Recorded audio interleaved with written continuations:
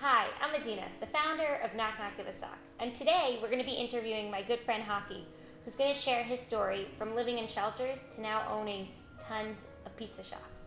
Okay, so I'm just going to dive in. I'm going to ask you a question. Yes. Any question? So Hakki, if you can start telling me a little bit about your story before you even ever stepped foot in a shelter or experienced homelessness. A friend of mine, he always come to Canada. He used to come visit my brother pizza shop.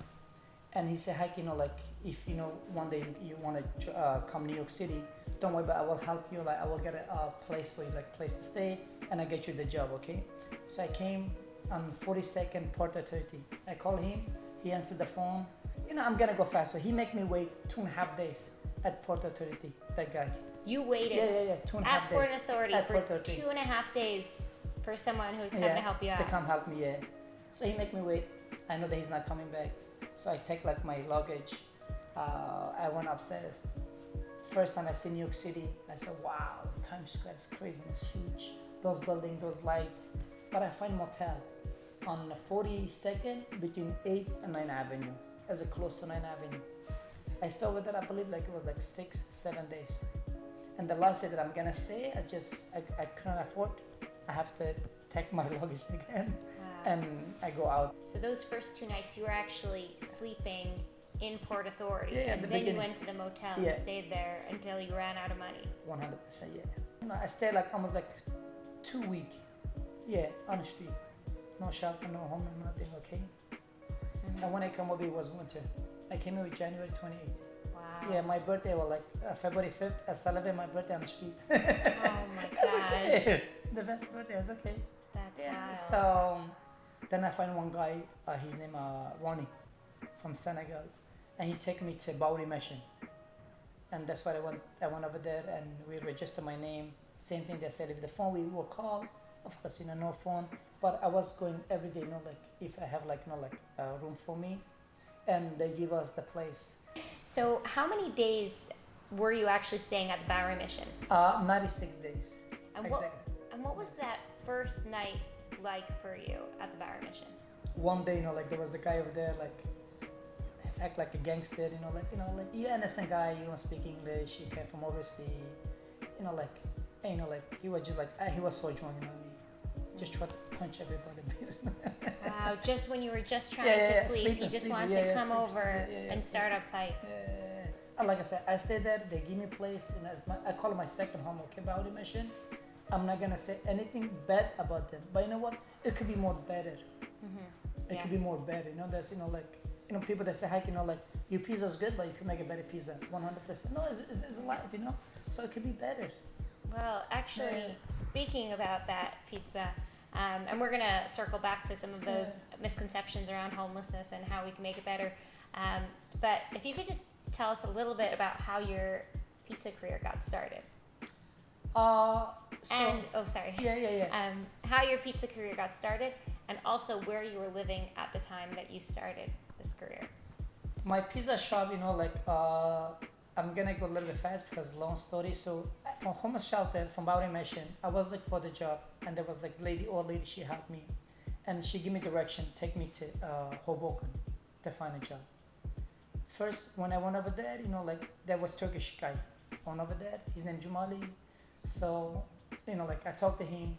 He told me, he looked at me saying, why are you so dirty? And, I don't want to say, oh, I'm homeless and shelter. I don't say nothing, okay? So, and, you don't brush your teeth for months, you're unclean, okay? And then he gave me a job as a dishwasher. I work over there as a dishwasher. The first paycheck, when I get paycheck, I went to the bathroom and I just cried. Because it was it was a lot of, $300 a lot of money, guys. And my manager, he heard me cry when I come out, and then he said, what happened? I said, nothing. He said, what happened? I said, nothing. He said, what happened? Why are you crying? You just get paid. It's not enough. I said, no, there's more than enough. There's a lot of money, $300. He said, what? Don't say it's too much because the boss is not gonna give us a raise. I'm crying. This guy's making a joke. And then he went upstairs, he talked about, and then I told my story. He went upstairs, he talked to the boss. Hakki, he's homeless. And the boss came downstairs. He said, are you homeless? Meaning. I said, And he said, "Are you homeless?" I said, "Yes." Like I thought, like he's gonna fire me, and then he gave me a hug. He said, "Don't worry about it, like don't worry about it, just relax, calm down." And then like nighttime when he go home, he took me to his home. Wow. So I sleep his house. I don't know, like 2-3 weeks. I really don't know like how long, but I stay in his home. And then like until he find one place, one room for me, and I stay in a room. And I work over there for like years. I was happy. Me, my best friend, we become like so close friend. I love that guy. Like like I'm sure like we all have like best friend that you trust more than anything. Okay. And our goal, we want to have a pizza shop. We want to open pizza shop. I'm talking 4 years later.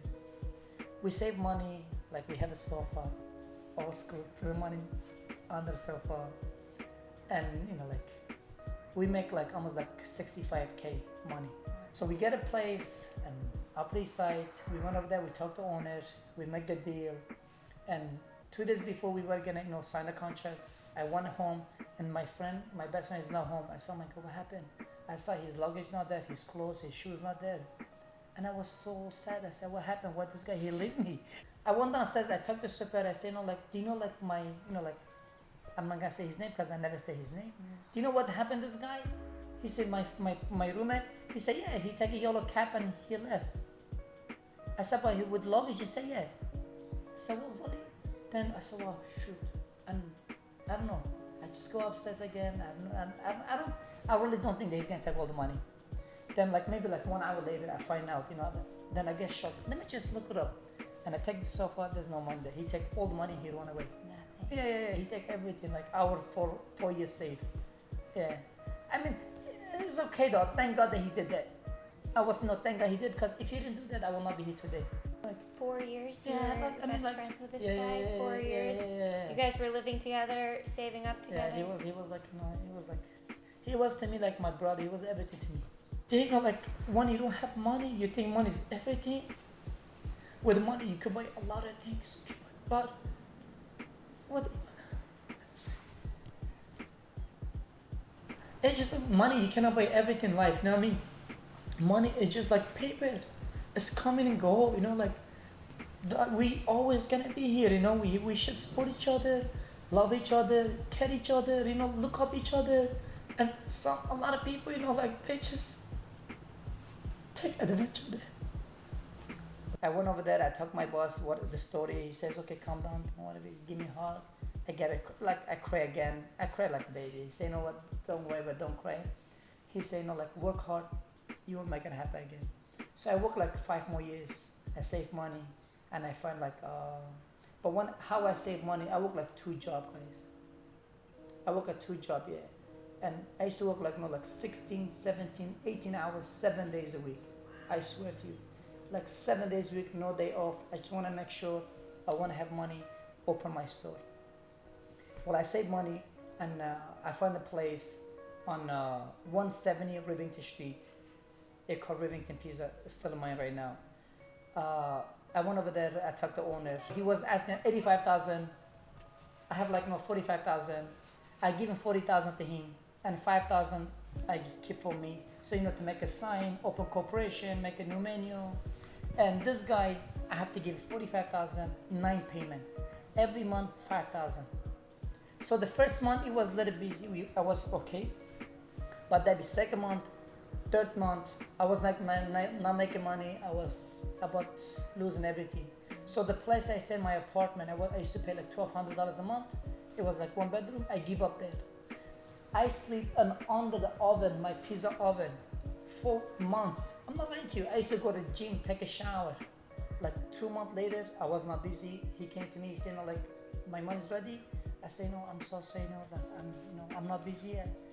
But I promise you, don't worry. I will give you 5,000. He said, like, he got angry, cursed me, and he left. Okay. So like, on the 3rd month he came. I'm not busy. I'm not making money. He said, listen, man, you mother, whatever, listen, I will come next month. If you don't pay me the money, the 3 months that you owe me, I'll put you in the oven. What the fuck? He said, I'll put you in the oven. Before I bought a pizza shop, there was pizza competition and US pizza team, okay? I went over there at the Javits Center. There were like over 100 people, okay? And I compete. Like 2005, I compete. I lost. I was 87th place. Okay, but I compete like practice. Okay, practice. 2010, before I opened my pizza shop, I went over there. I did competition. Okay, and I won the first place. I become world pizza champion. Wow. Yeah, so that's why they put me like full page and cover magazine. Yeah, they call Hakki attack, and so those guys they send me like they give me gold medal. You know, like they put me that time it was like I think it was New Post, New Delhi News. So they sent me the magazine. I wasn't covered. They send me like like one box magazine. Okay, maybe like I was like 100 in there. So those magazine I put on top of table, and I'm right next to school, PS 140 and PS 142. So when the kids they came from buying slice, the 3 o'clock like after they go home. So those kids they take the magazine, they go home. So like I call it they steal it, but they like it. So the kids they came with magazine, they take a picture selfie with me. Couple, okay. I said, wow, dude, I'm famous right now. Wow, look at that. Kids they like that. And like those kids they bring then like next day they bring magazine, they came with parents. Yeah. And then like I called up Steve Green. I say no, Steve Green, the founder of the PMK magazine, the one they do like pizza competition. Okay, I say like you send me the magazine. I told the story. The kids they love it. I'm not busy. I'm about to close my store. There's any way you can send me like some more magazines? He said yeah absolutely. Like we will send you da. And I said thank you so much. I love you. I love you. I love you so much. And I go okay. I like they sent me like I guess like maybe like overnight. And 2 days I got like like so many boxes magazine in my store. Same story. I take magazines to school. I give all those kids. Like what happened? I didn't like 2 week or 3 week. My store I have a line. I was busy. I was booming. I was so blessed. So you know what? It's been like 13 years. I own Champion Pizza. I own Hakki's Frozen Pizza. We are over 1,000 supermarket right now. I mean like. I'm just so blessed, like I have like different restaurants. We have like 7 champion right now. You could have one store, you could have like 1 million store. It doesn't matter how many store you have it. Who you are today, it should be same person that when you made it. You know what I mean? Money should not change anybody in people. When you're a good person, I don't care what you do, you will make it happen. Look at me, as a Hakki Akdeniz, don't speak English. I didn't have a green card. I was homeless. If you show me as example, I don't have nothing. And now look what I do, what I am right now, you know what I mean?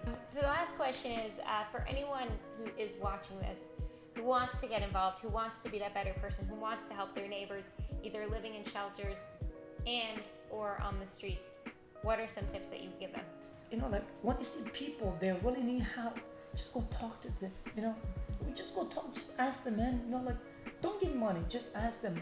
Maybe they're not hungry. Don't buy them food. Just ask them what they need. I see homeless, they were doctor. So I see homeless, they were teacher. I see homeless, it was movie director. I see homeless, it was engineer. He said he used to make 400K, big company. It's just like so many stories. But our people over here, they're suffering. They sleep in the street. They don't have a blanket. You know that? Those guys down the street, they're innocent. The homeless people, they are the most innocent people in the world. Homelessness is not choice. It's not option, for them to become homeless, okay? Someone said to me the other day, you're working with people who are experiencing homelessness, and nothing hits rock bottom more than homelessness. If you're suffering from addiction, right? Rock bottom is being homeless, right? If you lose a job, right, you might have savings for a little bit, but the rock bottom is once you become homeless, right? You lose a family member, you're running away from abuse. In all these situations, homelessness is the rock bottom, right?